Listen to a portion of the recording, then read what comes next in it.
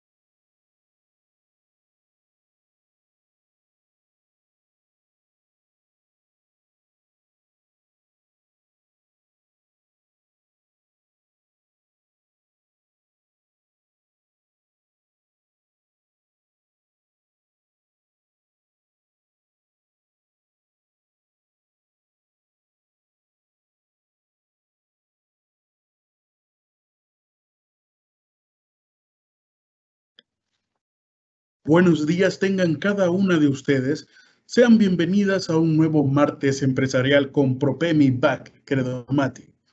El Centro de Desarrollo Empresarial se complace en presentarles el tema "Cómo motivar a los equipos de trabajo ante los retos de la empresa", que estaremos iniciando dentro de 5 minutos.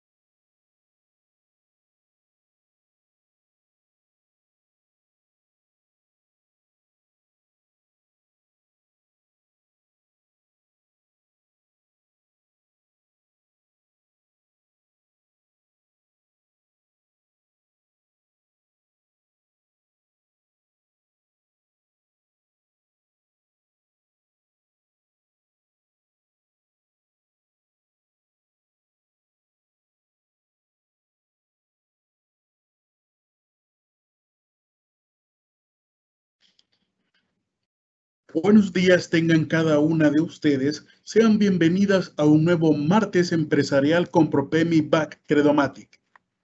El Centro de Desarrollo Empresarial se complace en presentarles el tema ¿Cómo motivar a los equipos de trabajo ante los retos de las empresas?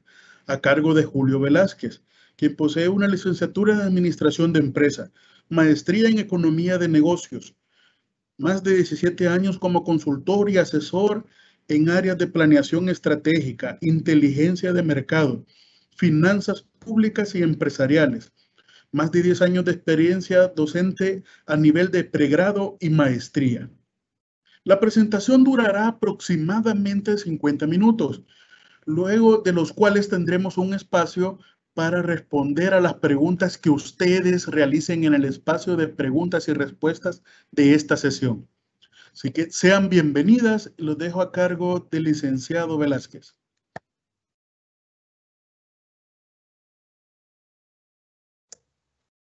Llegar juntos es el principio. Mantenerse juntos es el progreso. Trabajar juntos es el éxito. Eso nos los dejó hace muchas décadas el gran Henry Ford, pionero de la industria automotriz estadounidense. Sean cada una de ustedes muy bienvenidas a esta nueva mañana de crecimiento profesional con Propemi BAC Credomatic. Ya René Novoa tuvo el honor pues, o la amabilidad de presentarme. Mi nombre es Julio Velázquez, soy el jefe del Centro de Desarrollo Empresarial de Propemi BAC Credomatic, donde estamos constantemente ofreciendo este tipo de experiencias, esperamos significativas para el crecimiento en la gestión de sus negocios y en particular con el programa Mujer Acelera. Este día vamos a tocar un tema sumamente importante para el cual espero nos puedan confiar sus preguntas y comentarios en la sección de preguntas y respuestas.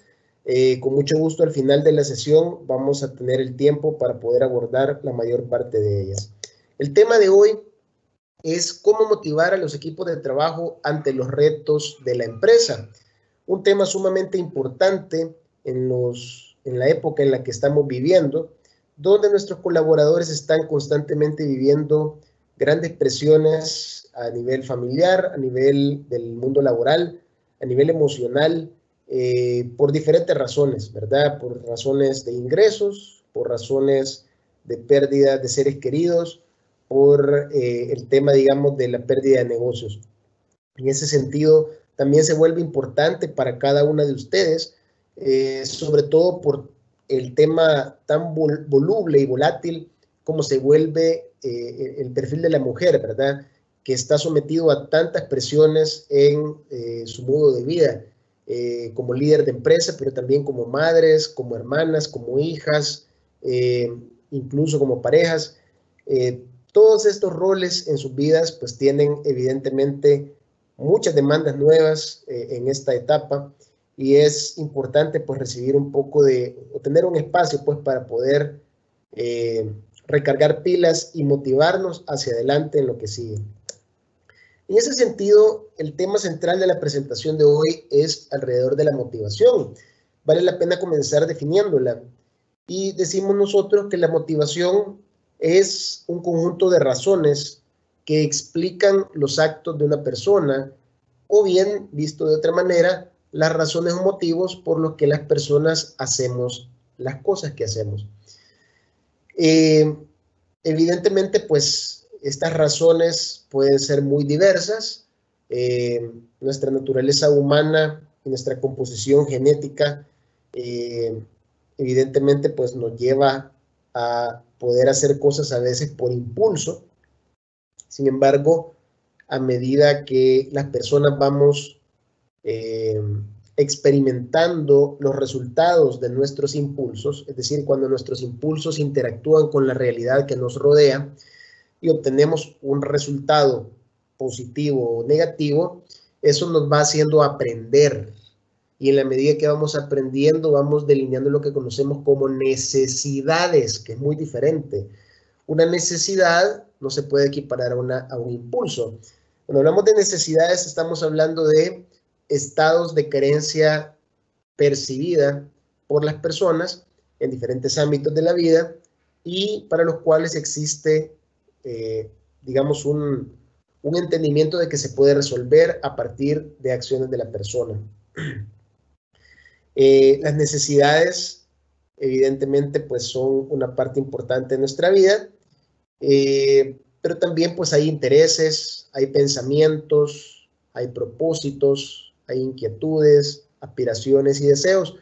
En particular los deseos, por ejemplo, se diferencian de las necesidades en la medida de que son necesidades singularizadas en una marca o producto en particular.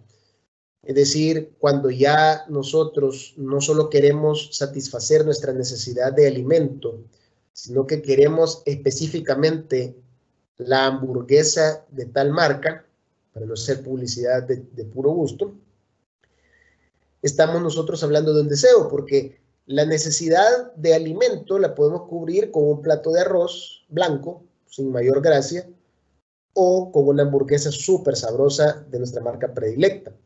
Entonces, cuando nosotros somos capaces de objetivizar la necesidad en un producto o servicio en particular, estamos hablando de deseos. Lo mismo pasa con las personas, ¿verdad? Cuando yo no solo quiero compañía, sino que quiero la compañía de fulano de tal o fulana de tal, estamos hablando de un deseo en particular.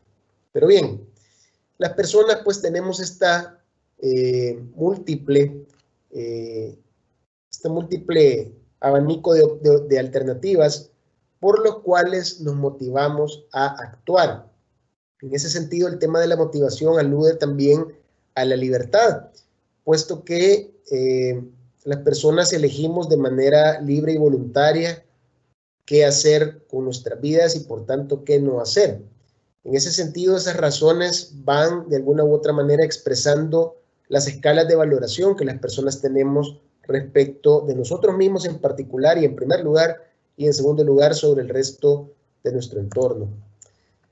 Algo que quizá ustedes debieran comprender antes de continuar es que ustedes ni nadie puede motivar a sus colaboradores más que ellos mismos.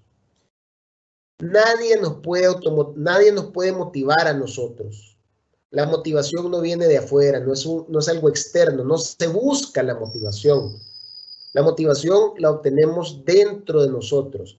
Autores de algunos siglos, como Adam Smith, por ejemplo, en la teoría de los sentimientos morales, nos hablan de conceptos como el hombre dentro del pecho. Perdón la expresión probablemente machista, pero digamos en esa época pues era aceptada, pero se refiere, el concepto no ha caído digamos en el desuso, porque se refiere más que todo a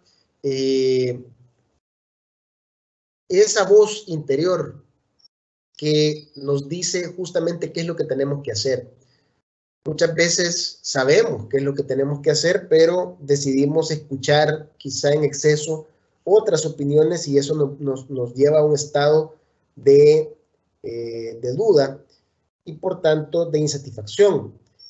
En todo caso, las personas sí podemos dar algunos estímulos externos a los demás que pueden condicionar la motivación, pero nunca determinarla. La motivación al final es determinada internamente en cada persona. Esto se los puedo relatar con un ejemplo. Hay personas que pueden trabajar en un lugar súper bueno, se les paga muy bien, por encima del promedio del mercado en su puesto, se les dan muy buenas prestaciones, el trato al personal es bastante amigable, bastante amable, y aún así las personas no están motivadas. ¿Qué quiere decir eso? Que no depende en última instancia de los factores externos. No depende del jefe, no depende del salario, no depende de las comisiones, no depende de los clientes, depende de cada persona. Eso nos dice que necesitamos dejar entrar a nuestra empresa a personas bien hechas, con una fibra humana bien trabajada, o por lo menos con un buen nivel, de manera que podamos nosotros trabajarla dentro con nuestras herramientas internas de capacitación y formación. En definitiva, si tú pretendes conseguir de la vida lo que deseas, debes aprender a controlar tus emociones. Y este es un tema muy importante porque muchas veces damos rienda suelta a nuestros impulsos, reaccionamos de una manera virulenta, sin considerar la persona a la que estamos dirigiendo nuestra reacción, el momento en el que lo estamos haciendo, la intensidad con la que lo hacemos, entre otros factores que pueden hacer que al final perdamos oportunidades y por otro lado pues también suframos algún tipo de pérdidas a raíz de esto. Esto quiere decir que como personas maduras a veces tenemos que darnos cuenta que debemos aplazar la satisfacción de ciertas necesidades y en otros casos reprimir ciertos impulsos. Esto para nada quiere decir suspender la búsqueda de mi felicidad. Al contrario, esto pasa por una definición integral de nuestra felicidad, que tome en cuenta no solo el corto plazo, lo que sucede hoy o en la manera más inmediata, sino lo que sucede en el plazo que a nosotros nos interesa vivir y el plazo en el que nosotros planeamos existir. Nosotros, por ejemplo, hoy en día estamos escuchando esta charla probablemente no solo para existir hoy, probablemente porque la queremos poner en práctica mañana, la próxima semana, dentro de un mes con nuestros colaboradores y replicar esta charla, ¿verdad? Es decir, nos proyectamos a futuro. De la misma manera, cuando ustedes asisten a una cita con clientes, ustedes lo hacen no solo por el momento, sino por lo que esto pudiera representar en ventas de aquí a un mes, probablemente ingresos de aquí a 2 meses. Con esto espero poder darme a entender de que nosotros como personas, o cada una de ustedes como personas, como mujeres, no actúa solamente pensando en el hoy.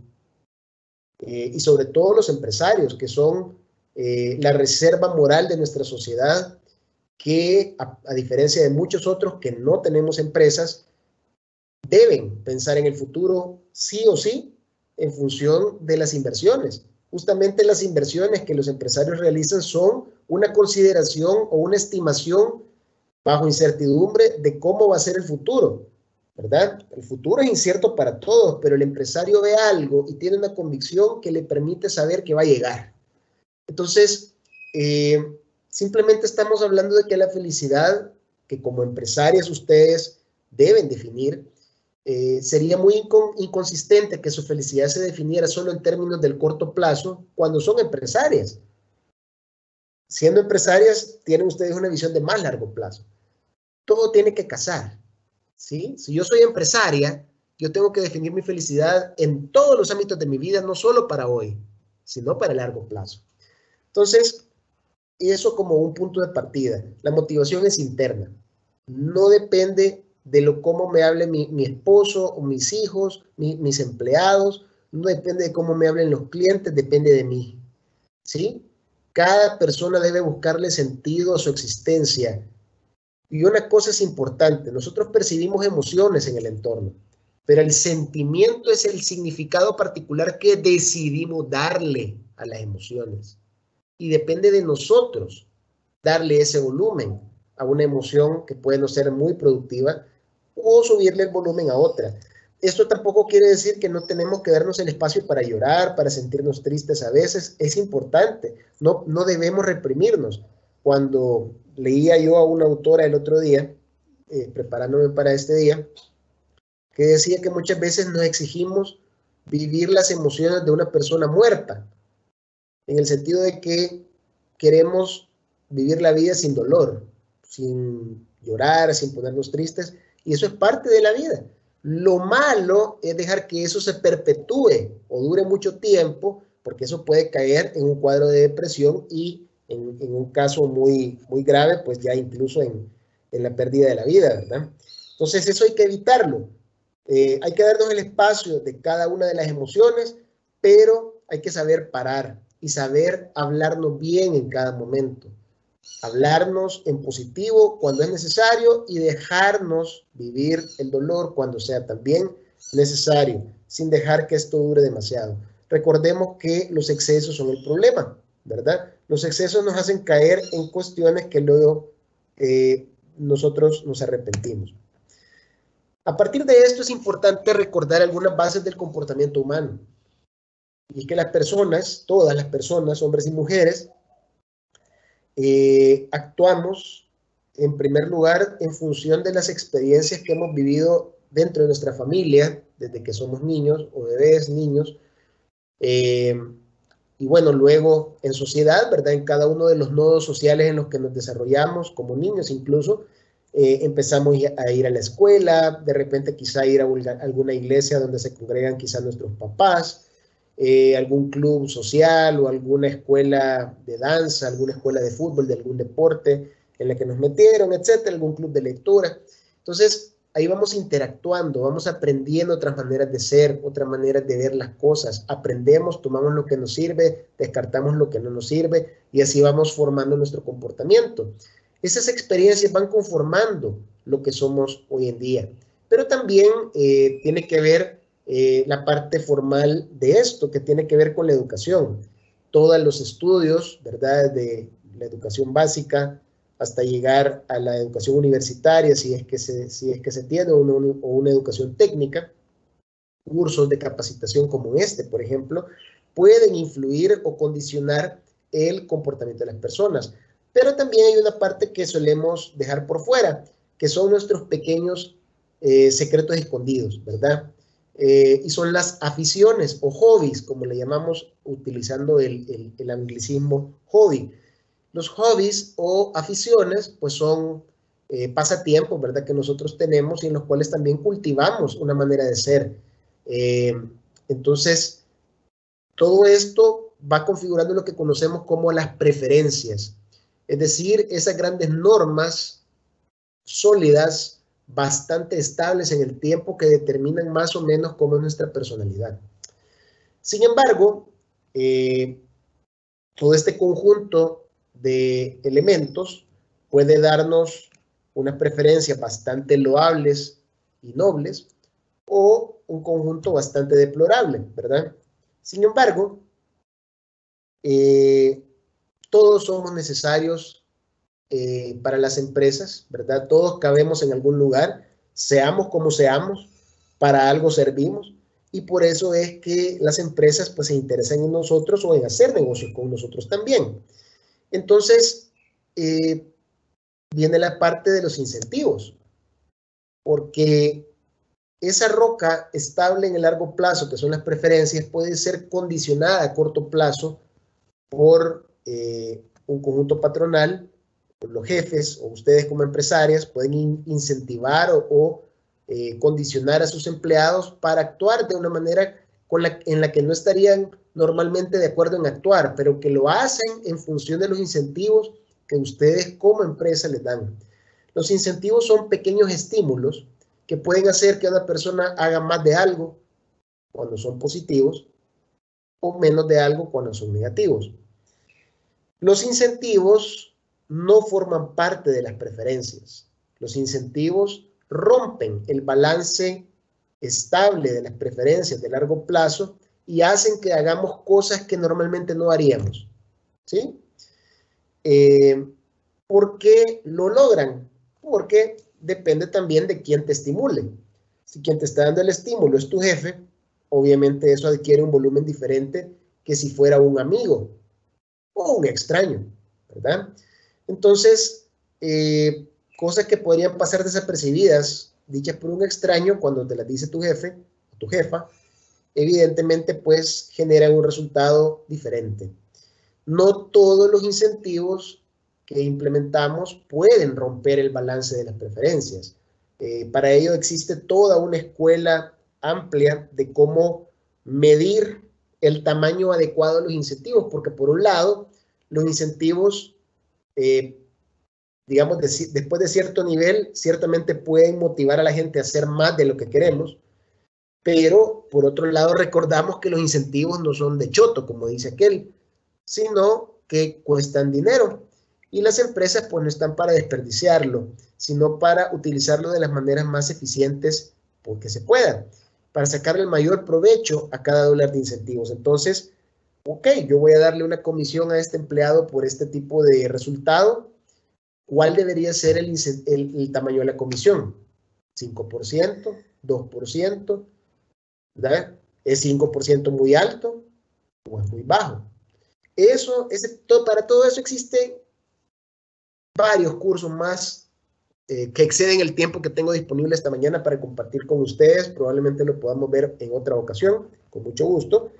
Si es el caso, no tengan duda en solicitárnoslo en la sección de preguntas y respuestas y con mucho gusto podemos preparar algo bonito para ustedes más adelante. Estamos para servirles. Somos BAC Credomatic, ¿verdad? Pero también los incentivos son negativos. Es decir, cuando yo quiero castigar o reprimir un comportamiento que es inadecuado en función de los intereses de mi empresa, como por ejemplo el oportunismo en el que pueden caer los colaboradores, yo puedo poner también un incentivo negativo. A esto nosotros le conocemos como la lógica de las zanahorias y de los palos. Quizá es una manera de verlo un poco incorrecta, puesto que se compara a las personas con conejos, ¿verdad? En el sentido de que el conejito se motiva con la zanahoria, ¿verdad? Y se asusta con el palo. Cuando lo asustan para pegarle con el palo al conejo, pues se asusta. Entonces sí es un poco incorrecto comparar a las personas con los conejos, pero algo de verdad tiene y de algo sirve. Lo importante es que los incentivos sean éticos, ¿verdad? Que no rompan la ética y para ello pues existe también un poco de criterio. Sean positivos o negativos, los incentivos pueden ser económicos, sociales o morales. Los incentivos económicos modifican el ingreso o patrimonio de la persona con el objeto de motivar a hacer algo más o menos. Un incentivo positivo económico podría ser una comisión o un bono que se pueda dar al empleado por el alcance de cierto logro, ¿verdad? ¿Qué más? Un incentivo negativo económico podría ser una multa. Cuando, por ejemplo, daña equipo de la empresa de una manera negligente, se puede establecer, no digo que en todos los casos, pero algunas empresas pueden optar por hacerlo, una multa para poder reponer el valor de la máquina, ¿verdad? Entonces, es un incentivo negativo de tipo económico. Tú vas y modificas el patrimonio o el ingreso de tu colaborador. Luego están los incentivos sociales. En estos tú modificas no el patrimonio ni el ingreso, sino el concepto que tienen del colaborador aquellas personas que forman parte de sus grupos de referencia. Los grupos de referencia es un concepto propio de la sociología, muy útil, de hecho, que nos habla de las personas que pertenecen a conglomerados hacia los que las personas nos comparamos o nos referimos. Por más que digamos que somos únicos y que somos independientes y que nos damos nuestro lugar ahí de especiales, secretamente siempre tenemos nosotros algunos grupos a los cuales nosotros buscamos aspirar hacia arriba o a los que queremos inspirar hacia abajo. Por ejemplo, ustedes como empresarias seguramente pues tienen como grupos de referencia a sus colaboradores, en el sentido de que ustedes buscan inspirar con sus acciones a sus colaboradores.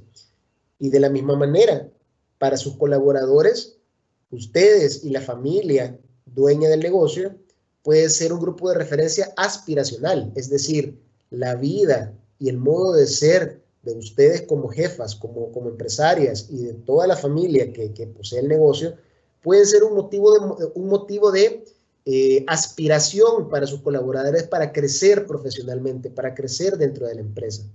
Es decir, yo quiero ser como ella porque me inspira, me parece una persona excelente, muy inteligente, capaz, entonces eso mueve a la gente, ¿verdad? Eso es un incentivo social, porque ahí no estás modificando la plata. Con un trato adecuado, inspirador hacia tus colaboradores, sin modificar el salario, tú puedes hacer que la gente haga las cosas.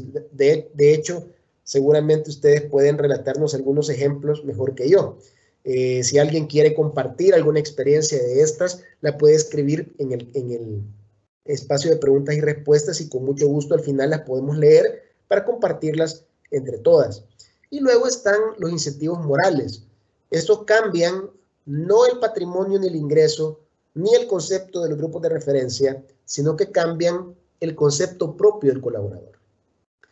Hay una gran discusión en el ámbito del management, de la administración de empresas, si lo quieren ver de esa manera,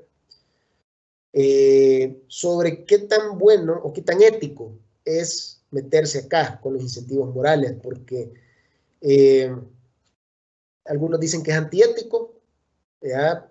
Porque busca, sobre todo en los negativos, ¿verdad? Cuando yo busco que la persona sienta pena realmente de lo que hizo, probablemente eso pueda caer un poco en lo antiético. Sin embargo, habemos otros que decimos, bueno, sin adscribirme completamente a utilizarlos, yo no soy nadie como Julio Velázquez, ni vean, nadie lo es, para juzgar a otros empresarios o empresarias que sí utilicen estos incentivos morales y logren los resultados esperados. Yo lo que puedo decirles desde mi ámbito como profesional es de que, si bien es cierto que puede haber funcionado antes, cada vez es menos efectivo, puesto que las generaciones hoy en día son diferentes.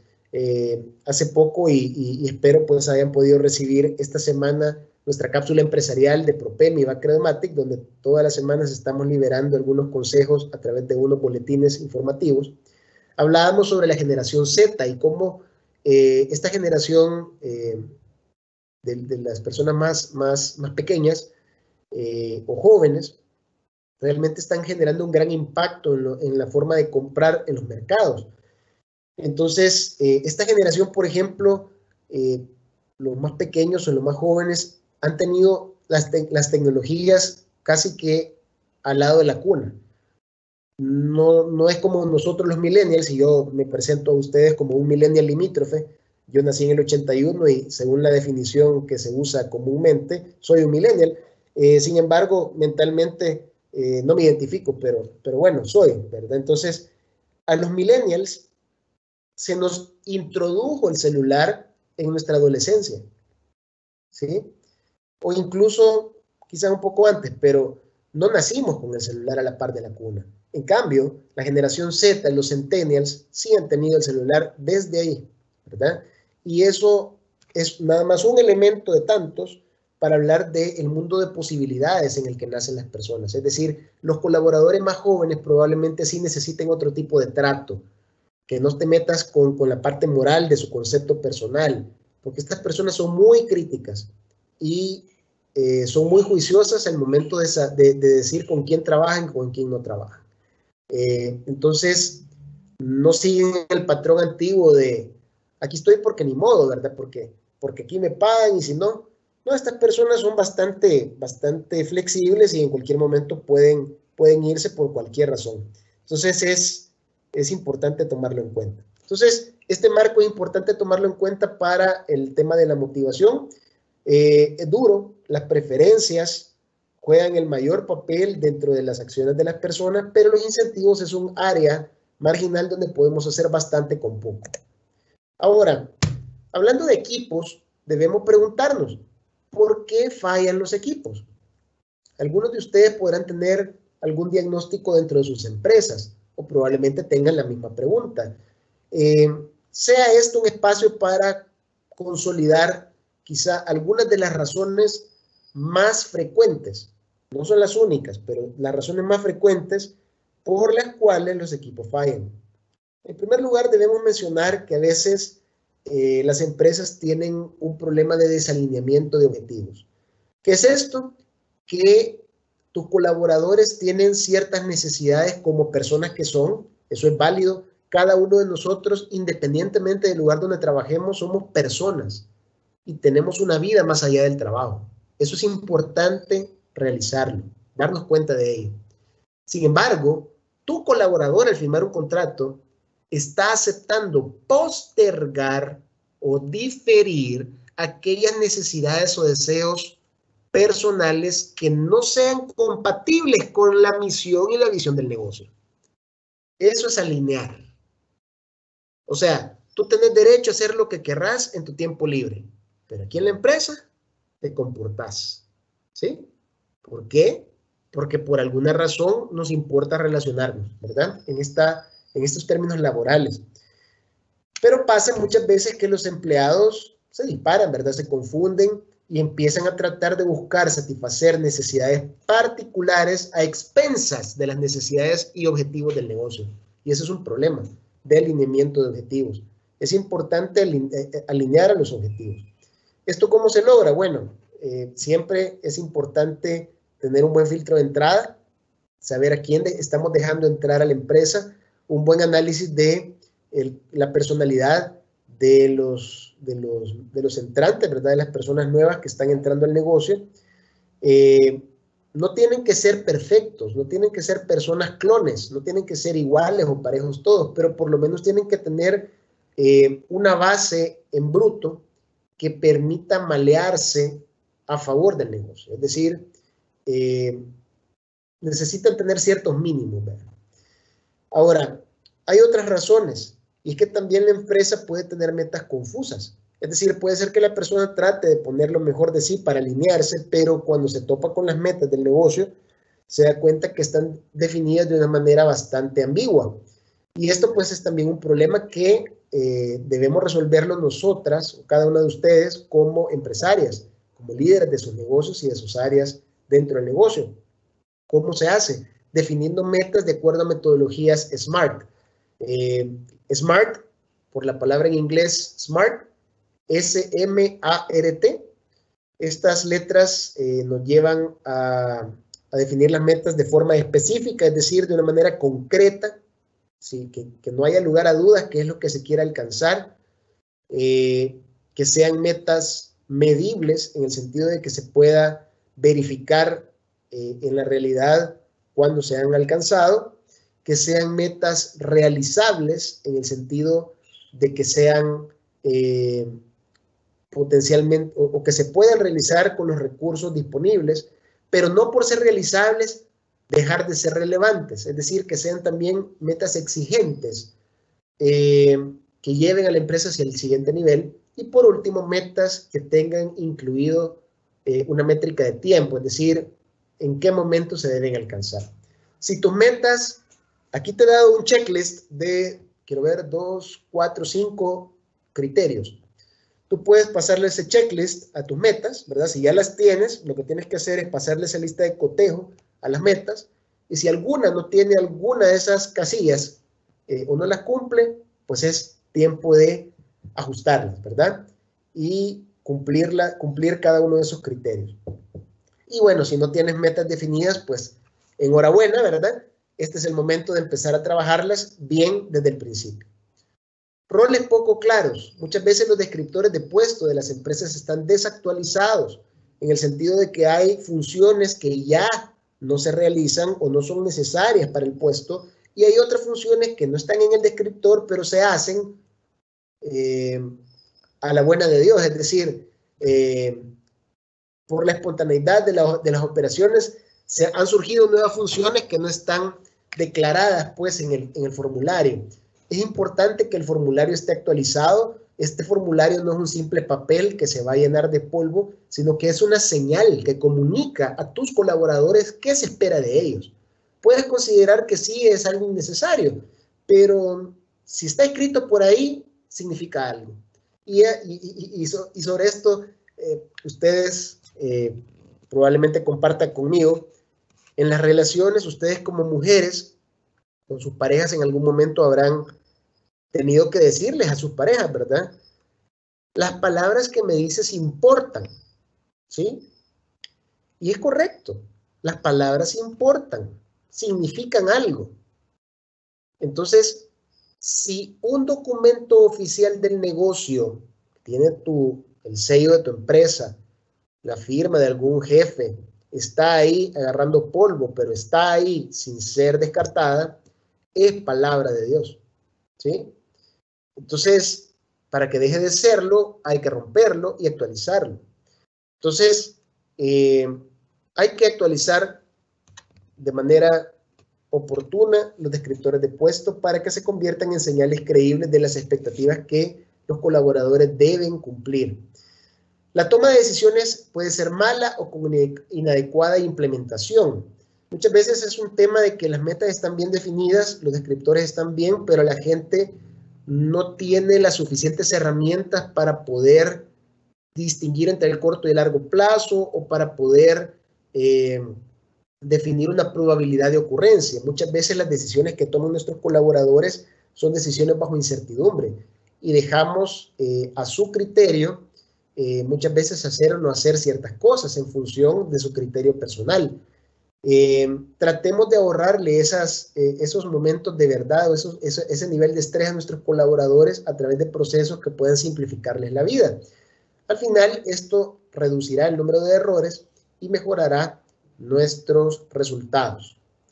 Muchas veces las decisiones son buenas, es decir, se ha tomado una buena decisión con la información disponible, pero la implementación ha sido inoportuna. Muchas veces cuando nos tardamos en poner en acción nuestras decisiones, perdemos el timing y ahí pues obviamente la dormimos pues, y ya no se puede volver atrás. Entonces, eso también puede estar influyendo en los resultados obtenidos por tus equipos. Y bueno, había que decirlo, ¿verdad? En algunos casos, los equipos fallan porque el liderazgo está mal, ¿verdad? Recordemos que el liderazgo trata de actuar a través de otros, hacer a través de otros. Yo tengo el interés como empresaria de alcanzar ciertos objetivos, pero yo como líder, fíjense bien lo que estoy diciendo, voy a alcanzar esas metas a través de mi equipo, ¿sí? Para que eso ocurra, yo tengo que inspirar, yo tengo que comunicar adecuadamente, oportunamente. Tengo que dejar de decir cosas que no agregan valor. Tengo que simplificar la comunicación. Tengo que aludir a las personas como seres humanos, dotados de voluntad, de libertad, capaces de emocionarse. Entonces, eso es importante arreglarlo, ¿verdad? Y no estamos aquí para decir que ustedes están en ese nivel, pero siempre es un momento para preguntarnos, ¿cómo estoy ejerciendo mi rol de líder? ¿Sí? ¿Creo que inspiro a mis colaboradores? ¿De qué maneras? ¿Sí? ¿Cómo podría mejorar mi nivel de inspiración hacia mis colaboradores? ¿Con qué tipo de principios o valores debería asociarme? ¿Sí? Entonces, todo esto influye, ¿verdad? Más adelante vamos a ver algunas recomendaciones para completar este ciclo. Muchas veces hay sistemas de compensación que solo reconocen el esfuerzo individual, es decir, a veces hay comisiones o bonos que se dan a los empleados o a los colaboradores por logros personales, pero a la vez estamos fomentando el trabajo en equipo y cuando solo premiamos el esfuerzo individual podemos estar creando literalmente personas que no les va a importar pasar encima de los demás con tal de alcanzar su meta particular o su comisión personal, sin importar que todos los demás no la ganen. Eso no es bueno. Y aquí es importante destacar, no es que no puedan haber estrellas, sí puede haber estrellas y es necesario tenerlas, pero parte, no todo, pero parte del ser estrella dentro de los equipos debe responder a un componente de colaboración con sus compañeros, en el sentido no de hacerles el trabajo, sino de ayudarles a comprender cómo hacer mejor las cosas, compartir consejos, compartir tips que le sirven a esa persona para hacer mejor el trabajo. Muchas veces es una cuestión de, hey, mira, ¿cómo lo estás haciendo, verdad? ¿Cuál es tu secreto? Contámelo, ¿verdad? Si esto ocurre, si las personas que destacan también guardan un espacio para colaborar con sus compañeros para que no solo sea un esfuerzo individual, sino que de equipo, eso debería también ser premiado a través de los sistemas de compensación. Debería haber una parte individual y una parte de equipo. Si no, se crean equipos que tienen vendedores o colaboradores muy buenos, pero muchos muy malos. Y no se trata de que sean malos per se, sino que el muy bueno puede estar tratando de robar cámara. Y eso no es bueno para los equipos, no es bueno. Luego están el otro caso, ¿verdad? Una cosa es ser muy bueno a costa de los demás y otra cosa es ser malo a costa de los demás. Es decir, las manzanas podridas. Hay personas que no son buenas y aún así se encargan de contaminar a los demás con malas actitudes, con desgano, con resistencia al cambio. En ese sentido, a las manzanas podridas es importante decirles, cuando nosotros las detectamos, cuando nosotros detectamos un comportamiento de este tipo en alguien o en algunas personas, es importante separarlas del grupo, del equipo, hablar uno a uno con esa persona, confrontarle y decirle qué es lo que se ha observado de ellas con evidencia. Eso es claro, se tiene que siempre respaldar las llamadas de atención, se tiene que respaldar la observación, se tiene que dar espacio al personal para explicar por qué el de su proceder, por qué han actuado de esa manera. Y bueno, en esa conversación pueden surgir varias cosas, ¿verdad? Una puede ser que la persona acepte, ¿verdad?, que ha estado haciendo algo indebido. En ese sentido, tú como jefa o como empresaria, pues tienes que darle el espacio para decirle en primer lugar qué es lo que esperas de esa persona, cuál es el cambio que esperas observar. Y en segundo lugar, debes darle al colaborador el espacio para definir en qué tiempo tú vas a poder ver el cambio. Muchas veces cuando nosotros queremos dar el tiempo, desmotivamos a la gente porque creemos que no, o sea, la persona concibe que no tiene autonomía en el desarrollo de su trabajo. Y la persona puede tener que decidir, ¿verdad? Bueno, me llamaron la atención, me voy, me trataron mal. Qué bueno que se va. Era una manzana podrida, ¿verdad? Y si no se va, pues bueno, es importante también observar en cuánto tiempo el colaborador se compromete a cambiar. Porque uno como jefe sabe cuánto cuesta el cambio. Si es un cambio pequeño, tú sabes que no toma mucho tiempo. Cuando tú observas el compromiso que el colaborador asume ante un cambio que tú sabes que toma muy poco tiempo, tú estás observando en él su nivel de riesgo. Está arriesgando mucho, se está comprometiendo bastante, ¿sí?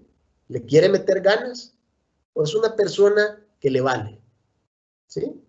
Entonces tú ahí vas midiendo cómo la persona toma esta señal y puedes ir viendo cómo avanzan las cosas. A la siguiente que tú observes, esa manzana podría debe ser cortada de raíz. No se puede permanecer mucho tiempo con este tipo de personas dentro de la empresa.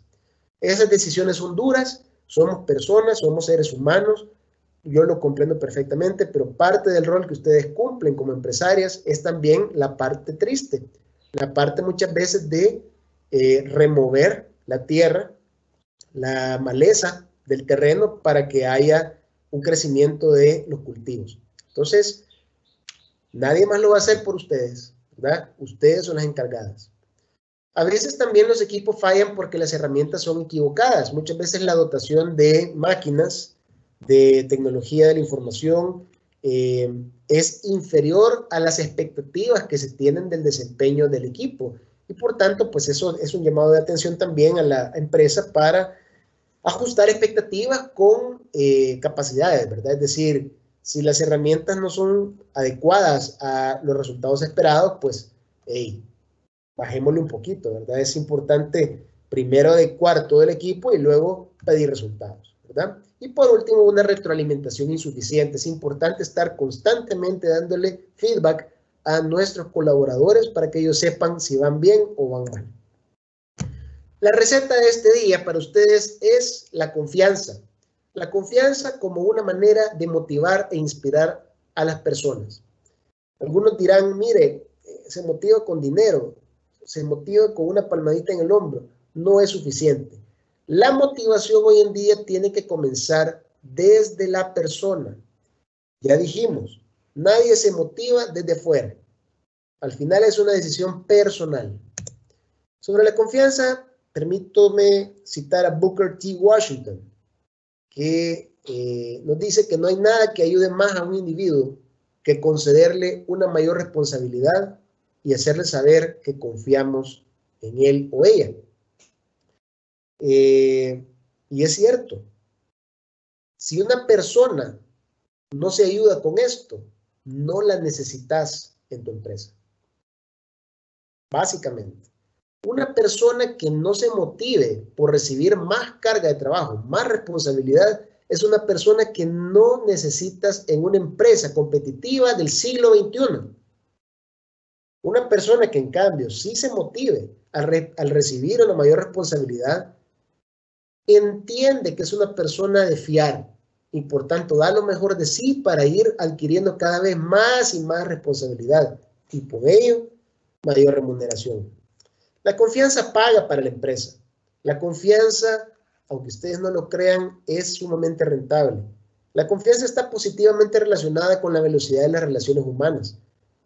Yo me relaciono mucho más rápido con las personas con las que confío y viceversa. Recordemos que los negocios son relaciones humanas llevadas al extremo, ¿verdad? Entonces, no puede ser diferente adentro de la empresa, ¿verdad? Si la confianza con tus clientes lleva a los negocios, la confianza con tus colaboradores lleva a la eficiencia y a la productividad. Y también la confianza está negativamente relacionada con los costos. En la medida que hay más confianza, yo como empresaria necesito invertir menos en tecnologías de vigilancia, monitoreo, seguimiento, para verificar el comportamiento, porque confío. Entonces, evidentemente, pues esto no se va a dar de la noche a la mañana. Es importante hacer una limpia primero con el objeto de tener a la gente correcta para implementar esa estrategia, pero una vez que se tiene la base, no hay mejor receta que esta. Para ser honestos, esta receta la retomo de un libro muy bueno que les recomiendo. Más adelante les voy a poner la tapa del libro para que la vean, que es un libro sobre la virtud, perdón, el valor de la confianza de Stephen Covey, que en paz descanse. Es un libro muy bueno que hizo en coautoría con Rebecca Merrill y pues nos da un marco de referencia para fomentar la confianza. La confianza depende de dos grandes áreas, la personalidad y la competencia.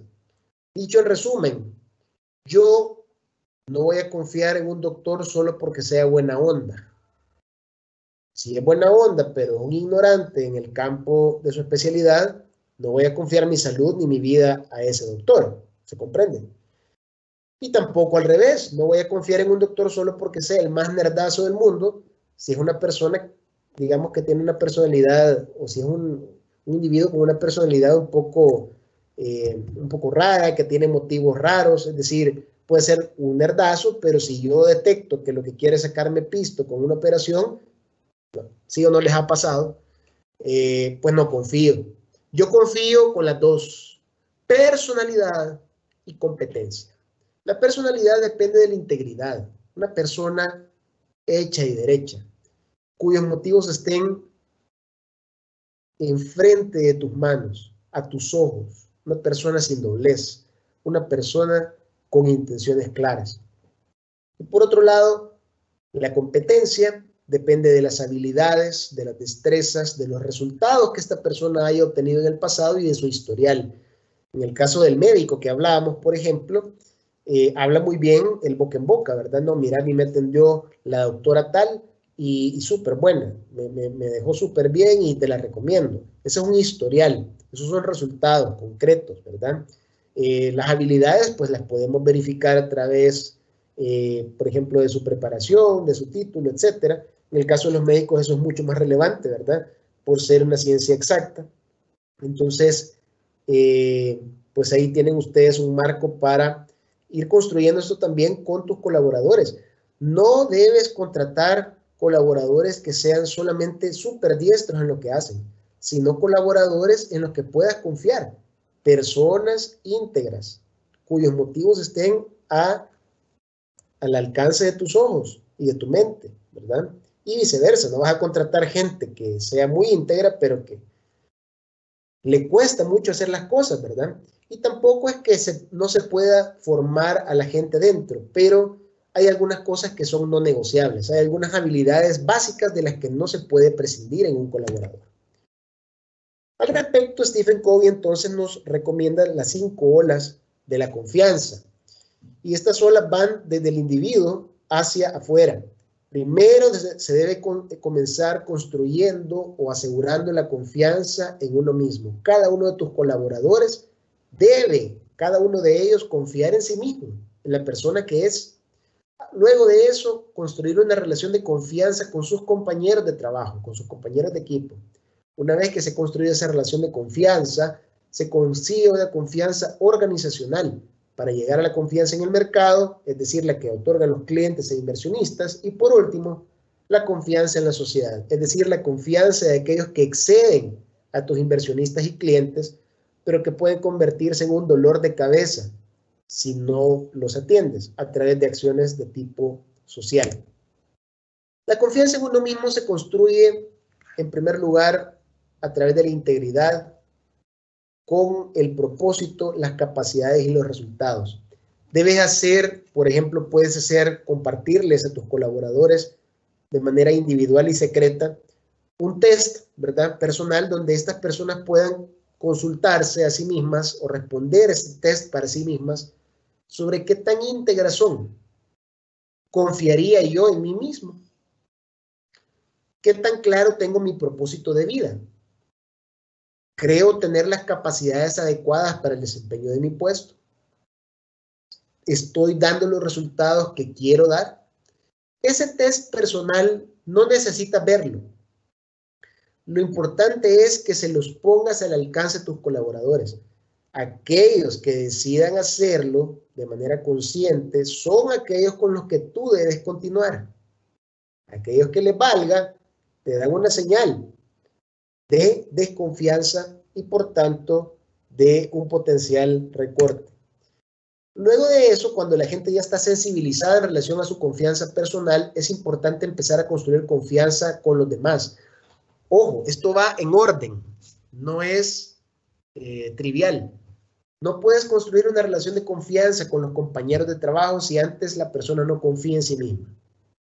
Primero hay que trabajar a la persona y luego de eso podemos realizar ese triple salto mortal, ¿verdad?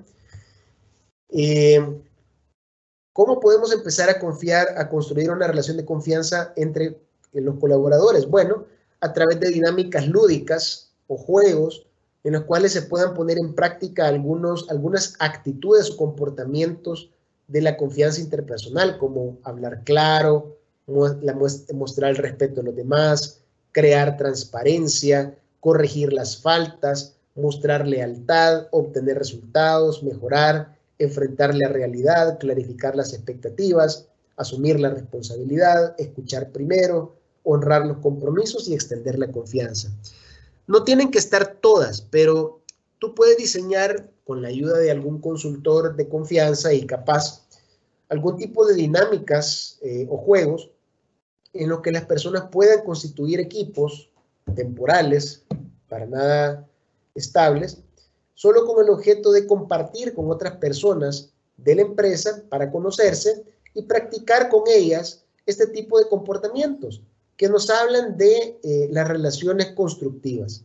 Por ejemplo, dinámicas donde yo pueda demostrarle a las personas que yo soy asertivo, una persona que soy capaz de reconocer en el otro sus virtudes, pero también con el mismo volumen y talante decirle sus oportunidades de mejora, corregir a la otra persona.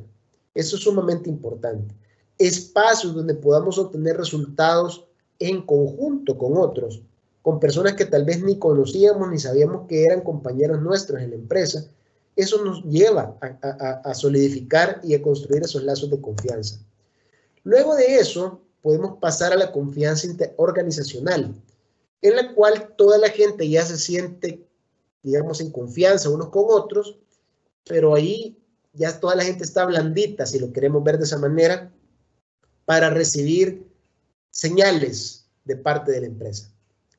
Es aquí donde tú como empresaria creas estructuras, es decir, organigramas, sistemas y procesos y símbolos de confianza organizacional en armonía con los elementos y comportamientos que vimos en los dos niveles anteriores. ¿Qué quiere decir esto? Yo aquí construyo costumbres y rituales organizacionales que nos hacen sentir como una familia, como parte de algo. Un organigrama que transmita justamente esto, que nos permita honrar compromisos, asumir responsabilidades, confiar en los demás, mostrar respeto, ¿verdad? Crear sistemas que nos permitan alcanzar esos resultados y símbolos. Por ejemplo, hay algunas empresas donde se van constituyendo concursos que son recurrentes al año o por trimestre, donde se reconoce al vendedor del mes, al vendedor del año, al jefe del año, etcétera, donde se busca transmitir a los demás o reafirmarle a los demás que lo que creían está siendo observado por la empresa. Hey, todos estamos claros que Carlitos es súper chévere, ¿verdad? El vendedor más chévere del equipo. Viene la empresa y lo reconoce.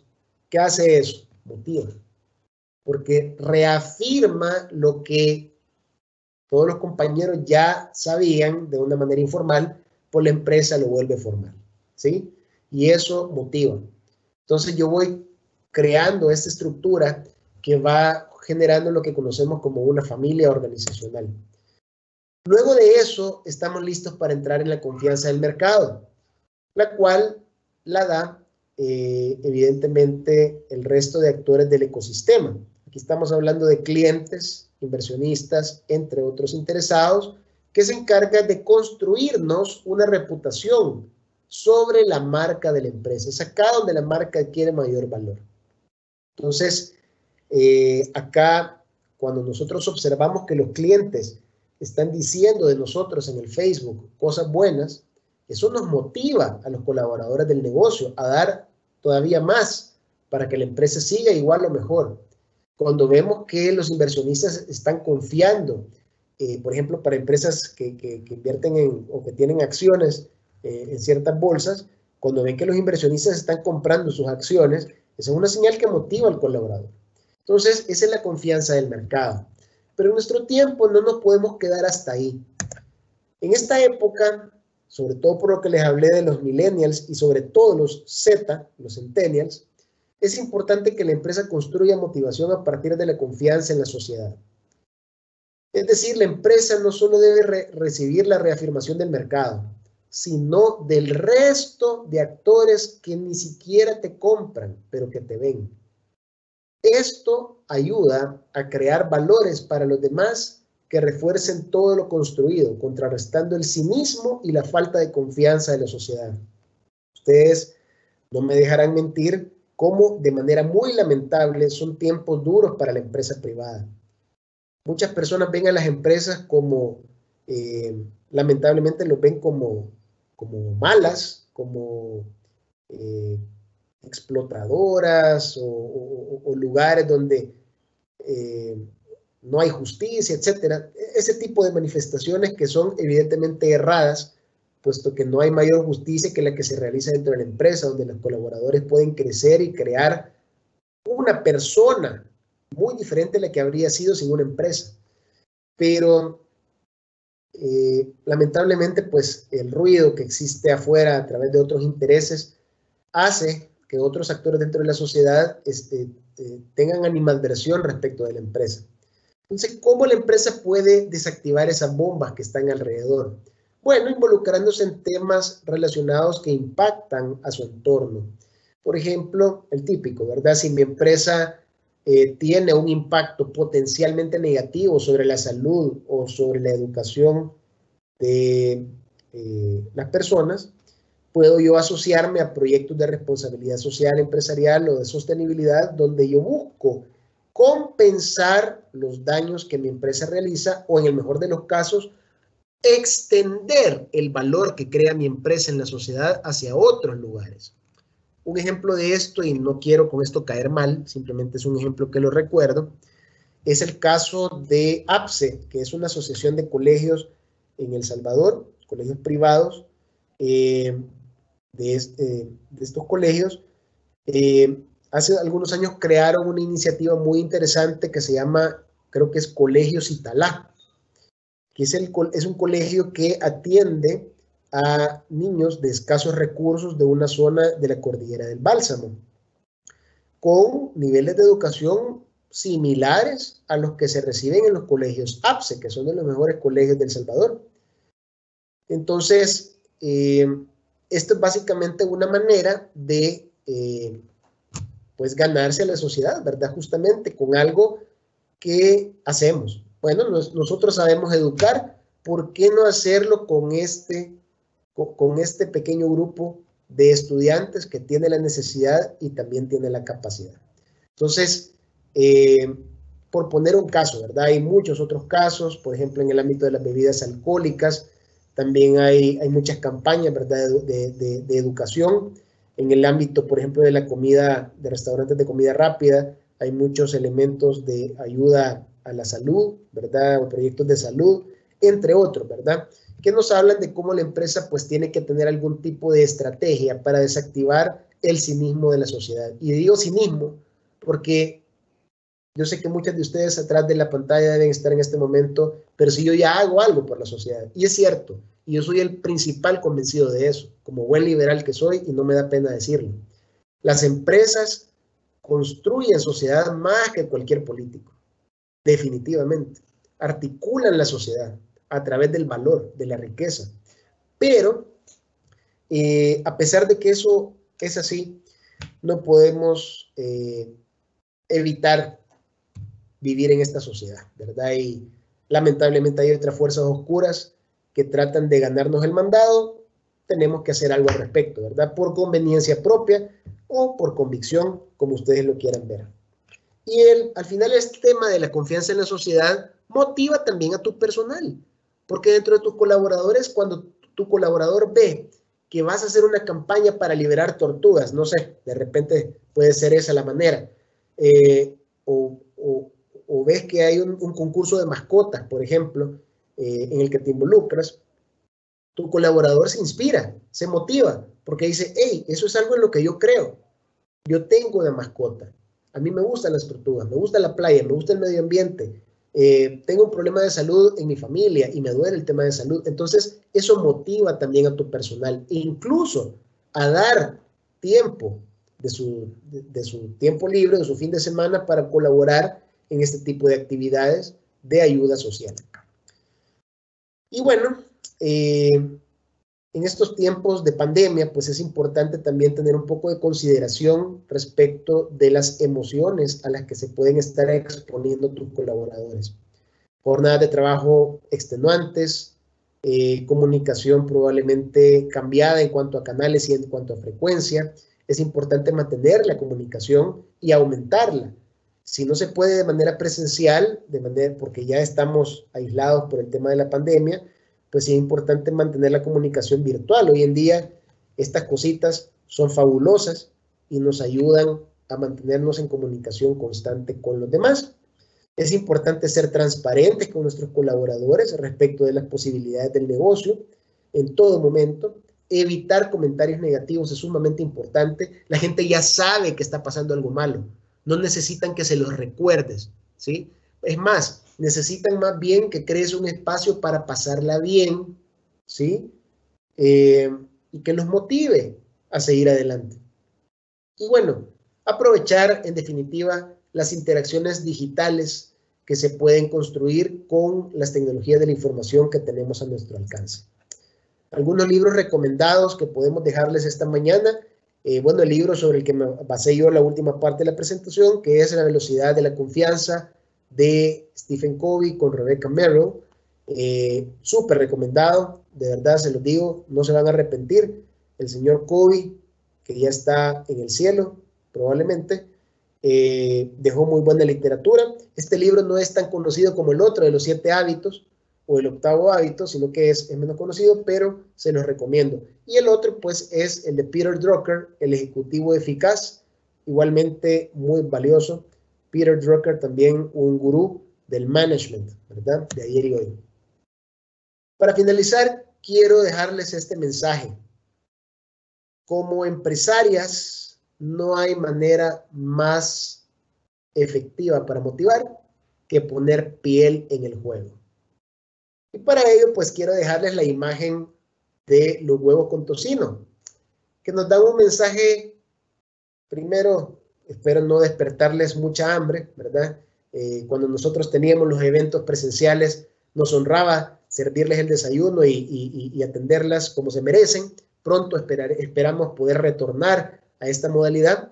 Sin embargo, los huevos con tocino nos dejan un mensaje más allá del hambre, y es quién pone el tocino y quién pone los huevos.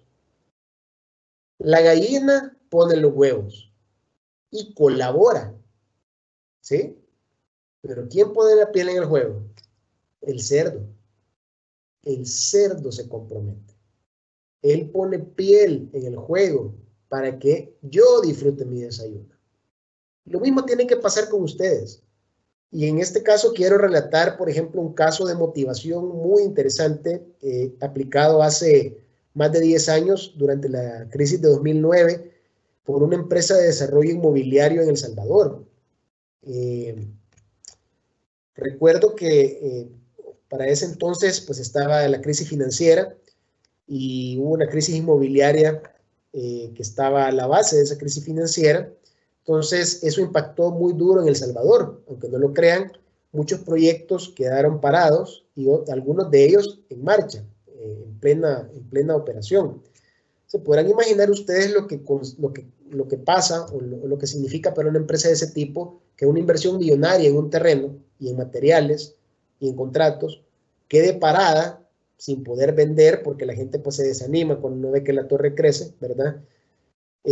Cuando también van surgiendo otro tipo de alternativas inmobiliarias en otros países a precios mucho más bajos de los que se podían encontrar en El Salvador en ese momento. Entonces, pues esta empresa, para resumirles, tuvo que despedir personal por el tema de la liquidez. Entonces, de una planilla de alrededor de 45 empleados, pues pasaron a una planilla de 23, casi la mitad del personal.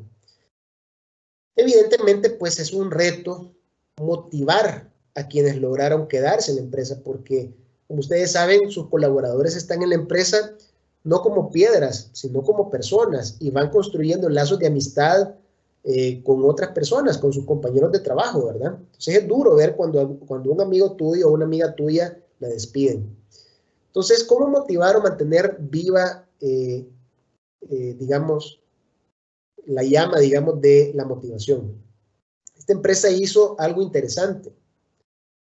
Tuvo que tomar la difícil decisión de cortar casi que la mitad del personal con el objeto de que a todos los empleados abajo de las gerencias mantuvieran su nivel de salario. Primero, yo no toco tu salario, por eso tuve que prescindir de los demás, pero eso no termina de motivar, ¿verdad? Porque eso puede hasta crear un sentimiento de culpa. Hey, yo sobreviví, el otro no, ¿verdad? Pero esto se termina de rematar con lo siguiente. Todos los gerentes de la empresa decidieron unánimemente recortar sus salarios a la mitad, como una señal de compromiso respecto del negocio. Eso termina de motivar.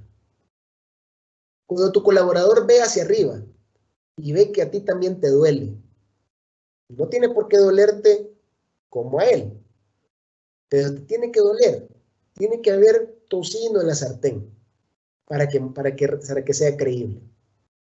Entonces, no es perfecto, porque evidentemente los gerentes también tienen necesidades, tienen obligaciones que cumplir, ¿verdad? Préstamos que pagar, obligaciones que cumplir. Entonces, no fue fácil, pero se pudo, y eso pues motivó al personal a darle para adelante. Al cabo de unos 5 años, pues empezaron de nuevo a contratar personal, y algunos de los que habían sido despedidos en su momento retornaron a esta empresa justamente por el nivel de empresa y de gestión del talento humano que había ahí. Entonces, es un ejemplo que quiero darles pues de cómo se pone piel en el juego.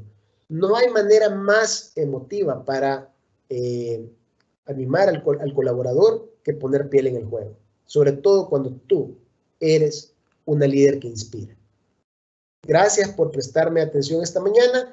Espero haber aclarado muchas de esas dudas o inquietudes. Espero ver algunas preguntas más adelante en la sección de preguntas y respuestas, y ahorita los dejo con un compañero que les va a informar sobre cosas muy importantes dentro de BAC Credomatic. Buenos días.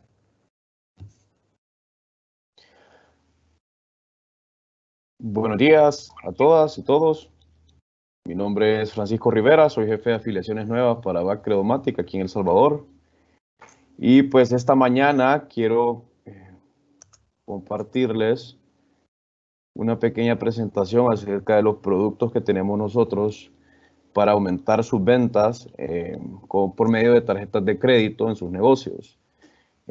Específicamente me voy a enfocar del producto Compra Click, que antes se llamaba, ahora conocido como el botón de pago. Es una solución sencilla que permite vender en línea productos o servicios a través de redes sociales, o WhatsApp o por correo electrónico por medio de botones de pago donde se customiza el precio de cada producto o servicio que se esté ofreciendo. Es una tecnología de punta para clientes. Decimos de punta porque la verdad es que en el mercado no hay otras opciones, pero la seguridad que te ofrece el Compra Click es única para nosotros, si nos tomamos la modestia de decir eso. No tiene procesos complejos ni costosos, no hay que desarrollar página web, no hay que desarrollar nada. Es un botón que se activa virtualmente a la hora de adquirirlo. Te genera estadísticas de venta para que también tengamos todo el dashboard de lo que se ha vendido, históricos, y tomar decisiones en base a eso.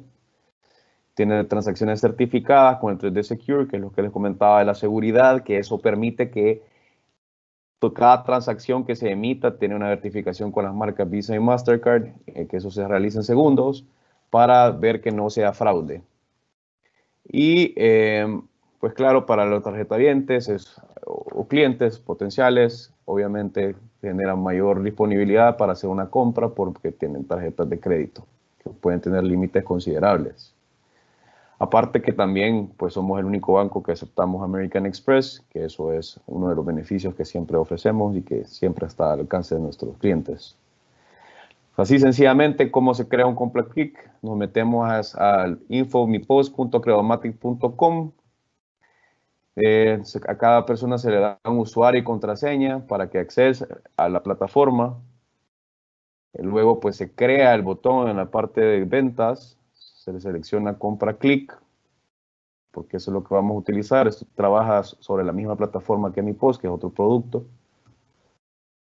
Se le da nuevo Compra Click, es así de sencillo. Se le presiona nuevo Compra Click y ya te empieza a tirar el detalle de la venta que vas a realizar. Es decir, ya llenas la imagen, que eso es opcional si estamos vendiendo un producto. Cuánto va a costar, la moneda, el monto, ¿verdad? La cantidad disponible, podemos poner en inventario. Si es que solo tengo 3 en stock, puedo poner 3. Si es indefinido, puedo dejarlo abierto, indefinido. Y así sucesivamente seguimos los pasos y luego se le da el botón crear y ya tenemos nuestro botón creado. Ya eso ya está listo para venderse.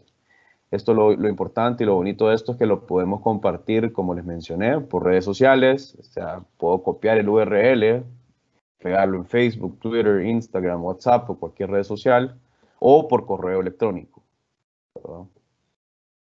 También tiene la versatilidad que lo podemos agregar a una página web, como por medio del HTML que se pega en la página web y ahí puede estar customizado, así como podemos ver la foto aquí del producto que se esté adquiriendo. Se crea el HTML y se pega. No es lo mismo que un carrito de compra, pero si son ventas puntuales, esto te va a ayudar muchísimo. Y con la pandemia, esto ha venido a revolucionar casi que el mercado salvadoreño. Hemos tenido mucha demanda de este producto porque es una forma de pago sin contacto inclusive. No tienes que estar ni de frente a una persona para hacer la venta. Hay gente que lo manda el botón de pago y posteriormente hace el delivery. Lo ocupan muchas aquí la verdad es que hay una infinidad de usos que se le puede dar para todo tipo de negocio. Por ejemplo, restaurantes, tiro el botón de pago y luego posteriormente voy a dejar la comida. O los que son ventas, por ejemplo, en Facebook puede ser, los que están en Marketplace de Facebook, que de repente pongo que vendo X producto y ya pues acepto tarjetas de crédito y puedo inclusive mandar estos botones. Y si el producto es muy caro, puedo inclusive dar la opción de ofrecer a tasa cero para que la gente pues sienta que no es tan cara la compra, pues porque se va yendo en cuotas, ¿verdad? También en redes sociales, así se puede ver el botón ya pegado, por ejemplo, en Facebook, cómo se puede vender, ¿verdad? Solo le doy copiar y pegar al link y lo puedo postear en mis redes sociales de Facebook o de Twitter. Este es un ejemplo de Facebook o Twitter. Esta es la pantalla de cómo le aparecería al tarjetaviente. Sería pues como que es una compra en línea, nombre, dirección de entrega y el número de tarjeta pues con código de seguridad. Esto es mucho más seguro que estar solicitando tarjetas de crédito por teléfono o cualquier otro tipo de modalidad que se tenga sin contacto, pues porque solo está el cliente trabajando dentro de una plataforma segura que ha proveído el banco, colocando sus datos personales de sus tarjetas. O sea, a nosotros no nos queda, como comercio, no nos queda ningún registro de las tarjetas ni de nada, sino el tarjetaviente únicamente coloca todo y a nosotros en el dashboard que les mencioné les va a caer nada más la confirmación del pago que se realizó. Este es el dashboard que les menciono. Aquí ustedes pueden eliminar un link, un compra clic que no deseaban o que se equivocaron, por ejemplo. Pueden seleccionar las ventas para ver qué ventas se han realizado, el histórico.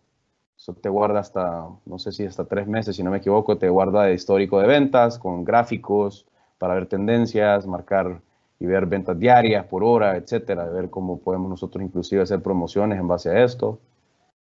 Está la sección de ventas para volver a reenviar vouchers si eso se desea. Como les mencioné, todo el dashboard estadístico con gráficos por horarios, por días, que inclusive por número de vendedor, porque podemos tener varios usuarios ligados al mismo botón de pago, al mismo compra clic, mejor dicho.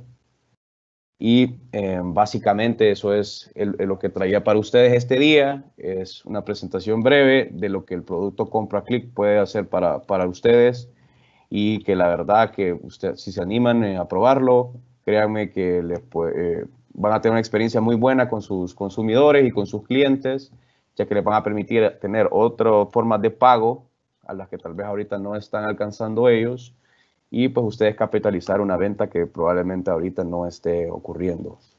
Así que cualquier pregunta, pues estoy a la orden y creo que tenemos habilitado las preguntas y respuestas. Y muchas gracias.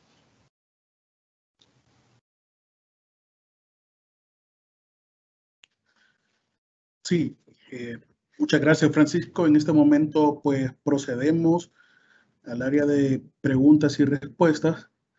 Vamos a revisar acá qué nos han puesto nuestras empresarias. Bueno, la primera va para ti, Francisco, así que no te me pierdas.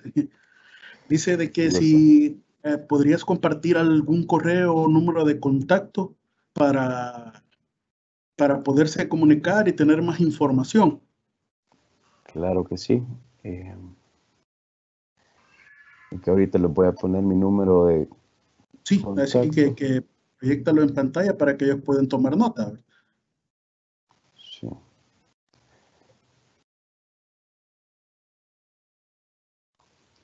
A ver, lo escribo en mostrar conversación, sí.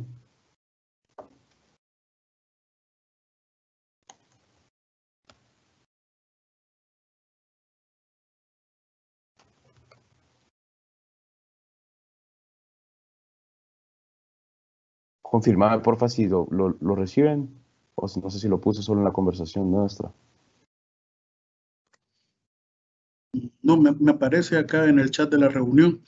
Así que, estimadas empresarias, pues en el chat de la reunión pueden tomar nota sobre el correo electrónico que es francisco-rivera@badcredomatic.sv. Y de esta manera puedes pedirle más información, ¿verdad? Y o aclarar alguna duda, pero recordarles que en este momento igual pueden escribir sus interrogantes para podérselas responder.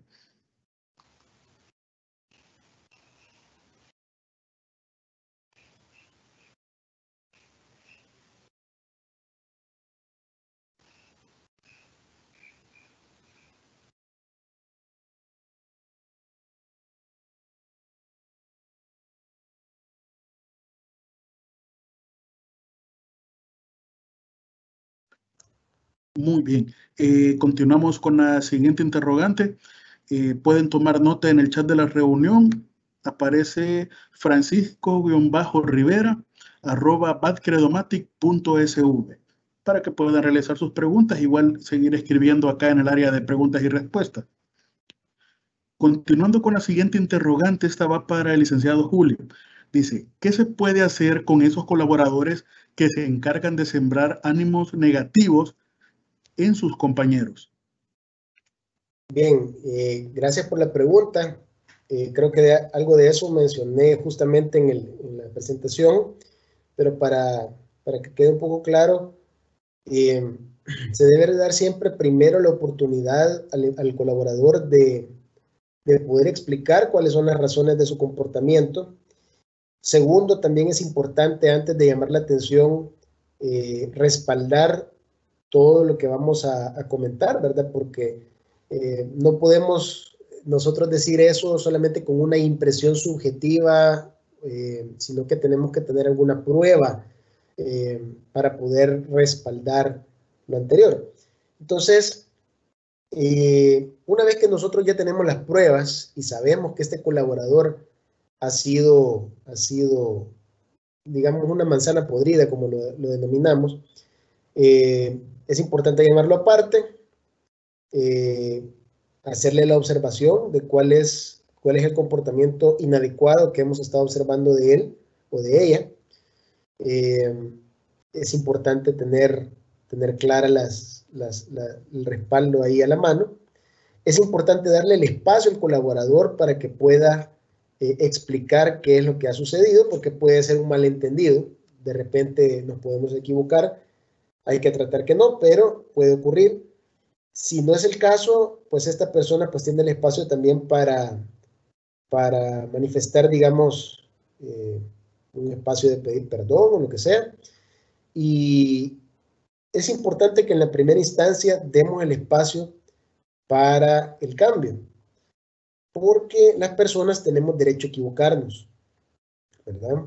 Entonces, si nosotros hemos hecho esto porque es la única manera de actuar en la que nosotros nos hemos comportado en el pasado y hemos aprendido que esa es la manera correcta, pues nunca se nos había dicho que había que hacerlo de otra manera. Entonces, bueno, como líder, tú tienes que darle el espacio al colaborador para cambiar. Eso sí, tienes que dejar claro cuál es el cambio que quieres observar en él o en ella. Y deja siempre en el colaborador la decisión de cuál es el tiempo en el que yo puedo, como líder, observar el cambio. Por lo que mencioné. Si tú le pones el tiempo, estás perdiendo una oportunidad valiosa para observar el cambio en primer lugar, porque si yo quiero ver un cambio en una manzana podrida, el primer cambio va a ser justamente en cómo se exige el cambio. Entonces, si yo observo que el colaborador se exige un cambio de una manera más exigente a la que yo espero en ver el cambio, es una señal positiva para mí como jefe, ¿verdad? Sin embargo, la palabra del colaborador en este momento se escribe en piedra. Es decir, eso tiene que ser exigido en el momento que el colaborador se compromete, ¿verdad? De aquí a 3 meses, dice, ¿verdad? Ok. En 3 meses tiene que estar efectuado el cambio, ¿verdad? Pero antes de que se efectúe, si yo considero que ese tiempo es menor al que esperaba, pues es una señal positiva.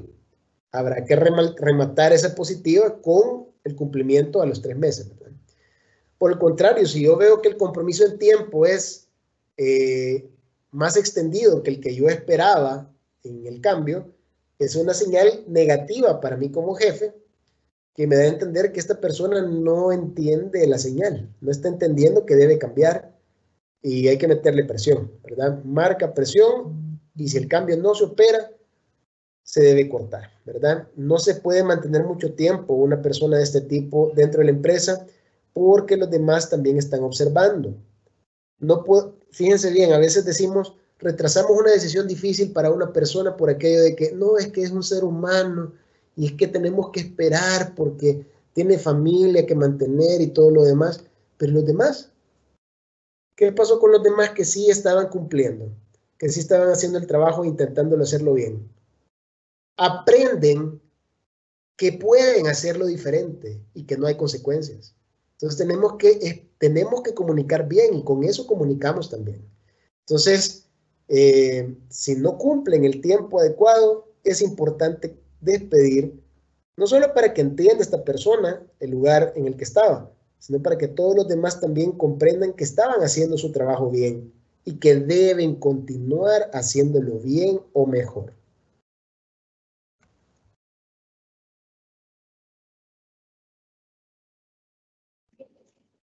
Gracias, licenciado.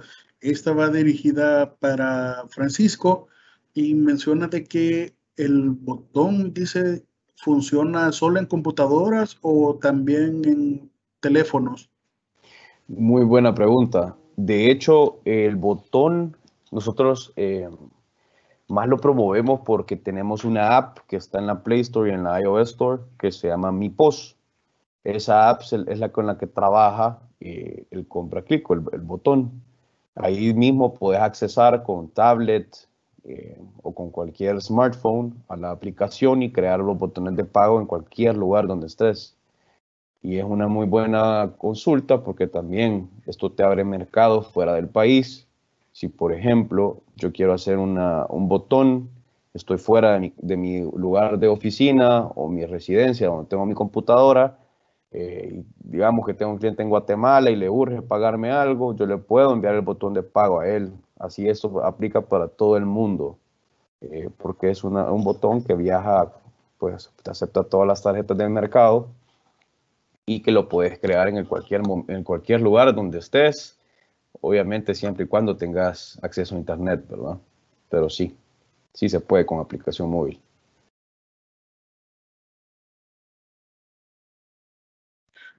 Muchas gracias, Francisco. Creo que sí nos aclaras a varios entonces que sí podemos utilizar la multiplataforma. No hay ningún inconveniente entonces en ese punto. Bueno, estimadas empresarias, hasta acá hemos llegado con este martes empresarial de PAC Credomatic y las esperamos en una próxima sesión. De hecho, el próximo martes tenemos un nuevo webinar con un tema siempre interesante y esperamos de su asistencia, ¿verdad? En nombre de PAC Credomatic, les agradecemos por el tiempo que han invertido con nosotros y les deseamos un feliz día. Que tengan buen día.